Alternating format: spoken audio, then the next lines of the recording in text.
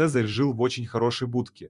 Она была сделана не из фанеры, а из самых настоящих крепких деревянных досок. Также Андрей, хозяин пса, позаботился и о том, чтобы утеплить жилище своего любимца.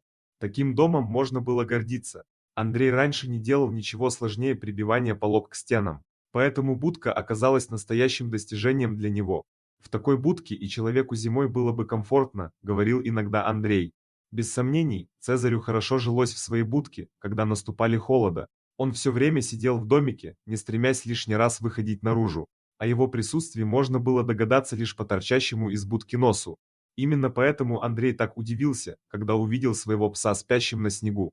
Цезарь тут же подхватился на ноги, делая вид, что не спал. Но ему не удалось обмануть своего хозяина. Пес выглядел очень заспанным, как будто провел возле будки всю ночь. «Ты же простудиться можешь», – ужаснулся Андрей. «Чтобы я больше такого не видел». Цезарь смотрел на хозяина так, будто понял, что тот ему сказал. Андрей успокоился. Но следующую ночь пес снова провел во дворе, так и не перейдя спать в будку. Андрей не мог понять, что происходит. Утром он, отдав Цезарю миску с едой, заглянул в домик, пытаясь увидеть, что именно пугает его собаку. В будке оказалась кошка с двумя котятами. Животное неприязненно посмотрело на человека, но даже не шелохнулось. Рискнув, Андрей перенес кошку и ее детей на свою веранду. Будка, конечно, теплая, но котята слишком малы, чтобы этого было достаточно. К тому же, у Цезаря не получилось бы вечно спать на снегу без вреда для здоровья.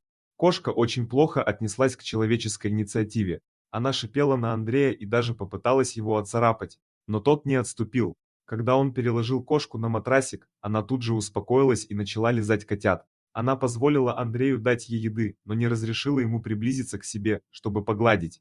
Цезарь очень обеспокоенно наблюдал за всем происходящим. Он бегал вокруг хозяина, не сводя глаз с кошки. Пришлось даже впустить собаку на веранду, ведь без этого Цезарь отказывался верить в то, что с его подругой все в порядке. Убедившись, что никто не причинил ей вреда, он успокоился. Один из котят отправился жить к новым хозяевам, второго же Андрей оставил себе. Мать так и не привыкла жить в доме, уйдя на улицу. Лишь изредка она приходила в гости, чтобы навестить своего ребенка и старого приятеля, который спас ее от смерти на морозе. Цезарь оказался очень хорошим воспитателем для котенка. Малыш буквально поселился в будке рядом с ним.